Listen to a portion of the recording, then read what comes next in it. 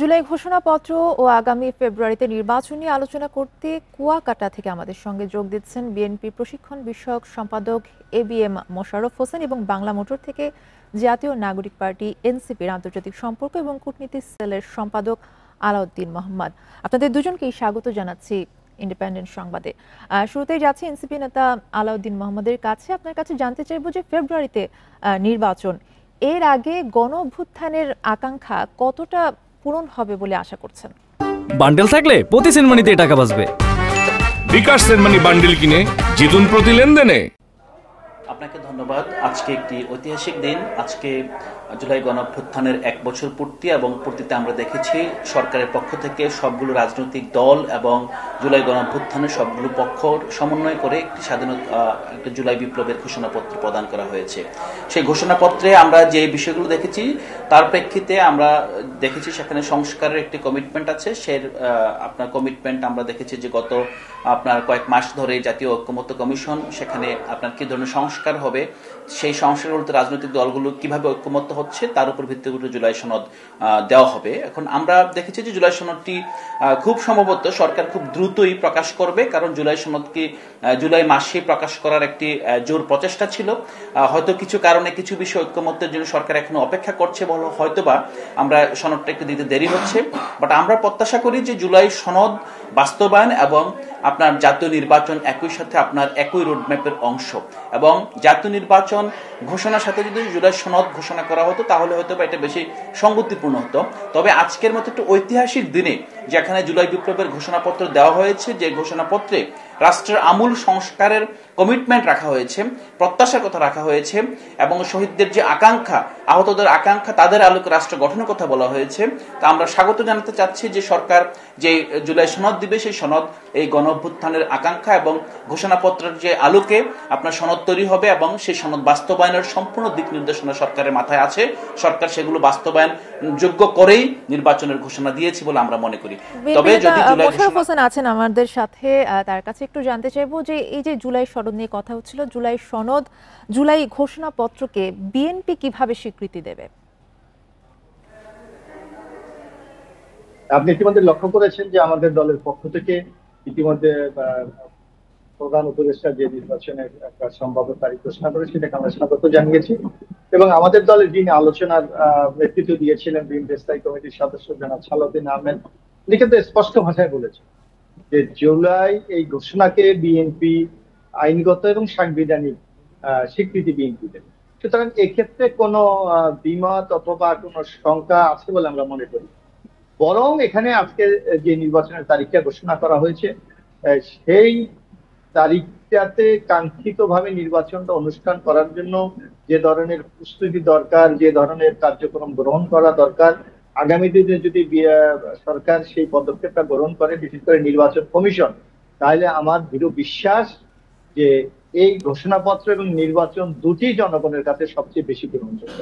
কারণ আপনি জানেন যে এই ইন্টেরিয়াম গভর্নমেন্টের অনেক ক্ষেত্রে তাদের কিন্তু কিছু সীমাবদ্ধতা আছে, বিশেষ করে আইন শৃঙ্খলার অবস্থা, অর্থনৈতিক ভাবে দেশকে এগিয়ে নিয়ে যাওয়া এবং রাজনৈতিক দলগুলিকে অনেকটা আস্থায় আনার ক্ষেত্রে তাদের অনেক ব্যর্থতা রয়েছে বা অনেক সংকীর্ণতা রয়েছে। সুতরাং একটি নির্বাচনী পারে এই সকল অবস্থাকে উত্তরণ ঘটিয়ে আগামী দিনে বাংলাদেশকে একটি গণতান্ত্রিক পথে এগিয়ে নিয়ে যাওয়া। বরং জুলাই ঘোষণাকে আমি মনে করি যাদের আত্মত্যাগের মাধ্যমে এই পতিত স্বৈরাচারের পতন ঘটেছে তাদেরকে শ্রদ্ধা করা, সাংবিধানিকভাবে তাদেরকে, যেমন আপনি যেটা বলেছেন যে তাদেরকে একটা বীরের মর্যাদা দেওয়া, এটা আমি মনে করি বাংলাদেশের মানুষের কাঙ্ক্ষিত যে প্রত্যাশা, এই প্রত্যাশার সাথে অনেকটা সামঞ্জস্য করবে। আগামী দিনে এই যে জুলাই ঘোষণাকে বাস্তবায়ন করতে হলে রাজনৈতিক দলগুলিকে কিন্তু আপনার ঐক্যমতে আসতে হবে এবং রাজনৈতিক দলগুলিকে সরকার, যারা অর্থাৎ ইন্টেরিয়াম গভর্নমেন্ট, সরকারকেও কিন্তু আস্থার মধ্যে রাখতে হবে। এবং আমি মনে করি গণতন্ত্রের সবচেয়ে বড় যে সৌন্দর্য সেটা হলো, আমি আবারও আপনার কাছে ফিরবো, আলাউদ্দিন মোহাম্মদের কাছে আরো একবার যেতে চাই। জানতে চাইবো যে এই অল্প সময়, হাতে সময় আছে 6 মাসের মতো, এই অল্প সময় এনসিপি নির্বাচনের জন্য প্রস্তুত হতে পারবে কি মনে করেন? হ্যাঁ, ধন্যবাদ। এনসিপি নির্বাচনের জন্য যেই প্রস্তুতির কথা বলছেন, আমরা মনে করি যে বাংলাদেশে একটি অবাধ, সুষ্ঠু, নিরপেক্ষ, গ্রহণযোগ্য নির্বাচন খুবই জরুরি। এবং সেই নির্বাচনে এনসিপি কত সংখ্যক আসন পেল এবং এনসিপি কিভাবে অংশগ্রহণ করবে তার চেয়ে বেশি গুরুত্বপূর্ণ বাংলাদেশের জনগণ ভোটাধিকার প্রয়োগ করতে পারবে কিনা। কারণ বাংলাদেশের জনগণকে নিয়ে এনসিপি রাজনীতি করার প্রত্যয় ব্যক্ত করে রাজনীতিতে এসেছে এবং গণঅভ্যুত্থানের মাধ্যমে যেই নতুন বাংলাদেশ 2.0 এবং নতুন আকাঙ্ক্ষার বাংলাদেশ, সেই বাংলাদেশ বাস্তবায়নে এই গণঅভ্যুত্থানের সব পক্ষ একমত হয়েছে এবং সে ঐক্যমত্য ধরে রাখবে কিনা এনসিপির এটি প্রায়োরিটি। অবশ্যই এনসিপি রাজনৈতিক দল হিসেবে নির্বাচনে অংশগ্রহণ করবে, কিন্তু নির্বাচনে এই 6 মাস সময় আমাদের জন্য অপ্রতুল কিনা অথবা 6 মাসের মধ্যে আমরা কি করব আমার মনে হয় এটা সময় বলে দিবে। তবে একটা বিষয় আমরা স্বাগত জানাতে চাই যে বাংলাদেশের জনগণ, বিশেষত তরুণ জনগণ নতুন রাজনৈতিক বন্দোবস্ত চায় এবং রাজনৈতিক যেই প্রেক্ষাপট আছে, রাজনৈতিক যে ব্যবস্থা আছে আপনার কাছে যে নির্বাচনের আগে গণহত্যার বিচার না হলে এনসিপি কি সেটা মেনে নেবে?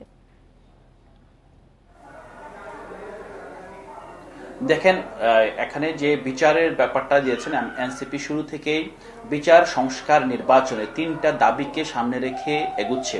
এর সাথে ছিল জুলাই ঘোষণাপত্র এবং আমরা কিন্তু জুলাই ঘোষণাপত্র সামহাউ সবগুলো রাজনৈতিক দলের সমন্বয়ে সরকারের কাছ থেকে আপনারা অর্জন করতে সক্ষম হয়েছে। এই জাতির জন্য এই যে শুভ সূচনা, এই সময় আমরা দেখেছি যে সরকার তার সীমাবদ্ধতা সত্ত্বেও বিচারের জন্য যে প্রচেষ্টা করেছে এবং প্রচেষ্টা চালিয়ে যাচ্ছে। আপনার একটি ট্রাইব্যুনাল জায়গায় আরেকটা ট্রাইব্যুনাল হয়েছে। আমরা মনে করছি যে আগামী 6 মাসের মধ্যে দৃশ্যমান বিচার আমরা দেখতে পাবো। ধন্যবাদ। আমাদের সাথেই থাকবেন। জনাব মোশাররফ হোসেনের কাছে আরো একবার জানাবো এবং জানতে চাইবো যে নির্বাচনের আগে আসলে আইন শৃঙ্খলা পরিস্থিতি খারাপ হওয়ার কোনো শঙ্কা রয়েছে কিনা?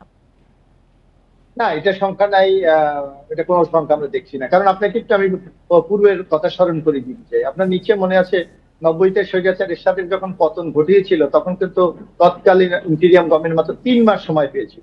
সেই 3 মাস সময়ের মধ্যে বাংলাদেশের ইতিহাসের সবচেয়ে গ্রহণযোগ্য একটি নির্বাচন করেছিল বিচারপতি শাহাবুদ্দিন নামে। কিন্তু এই সরকার ইতিমধ্যে আপনি দেখেছেন যে 1 বছর সময় অতিক্রম করেছে এবং আগারও 6 মাস সামনে আছে।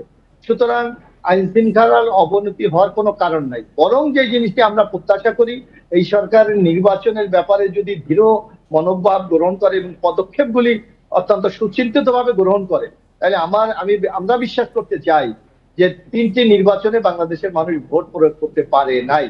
সুতরাং আগামী দিনে ভোট দেওয়ার যে একটা আকাঙ্ক্ষা মানুষের মধ্যে বা তরুণ প্রজন্মের কাছে, সে ব্যাপারে আশাবাদী। জি, আমি আরেকটা প্রশ্ন একটু জানতে চাইবো, সংক্ষিপ্তভাবে একটু উত্তরটা চাই, যে আগামী নির্বাচনে বিএনপি কোন রাজনৈতিক দলকে গুরুত্বপূর্ণ প্রতিদ্বন্দ্বী ভাবছেন? এটা আসলে বিএনপি যেই নির্বাচনগুলি করেছে আপনি দেখবেন যে বিএনপি সবসময় জনরায়ের প্রতি কিন্তু শ্রদ্ধাশীল।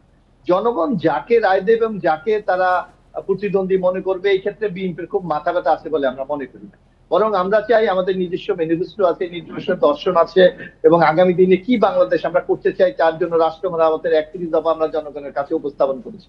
সুতরাং জনগণ যদি আমাদের এই 31 দফার উপর তাদের আস্থায় স্থাপন করে এবং আগামী দিনে বাংলাদেশকে একটা গণতান্ত্রিক, সাম্য, মানবিক মর্যাদা, সুবিচারের বাংলাদেশ আমরা দেখতে চাই, সুতরাং আমরা মনে করি জনগণ সেই প্রেক্ষাপটে বিচার করে যদি করে, সেইটাই হবে আমার মনে হয় জনগণের আকাঙ্ক্ষার প্রতিফলন। এই ক্ষেত্রে আমরা অনেক অনেক ধন্যবাদ আপনাদের দুজনকে আমাদের সাথে যুক্ত হওয়ার জন্য।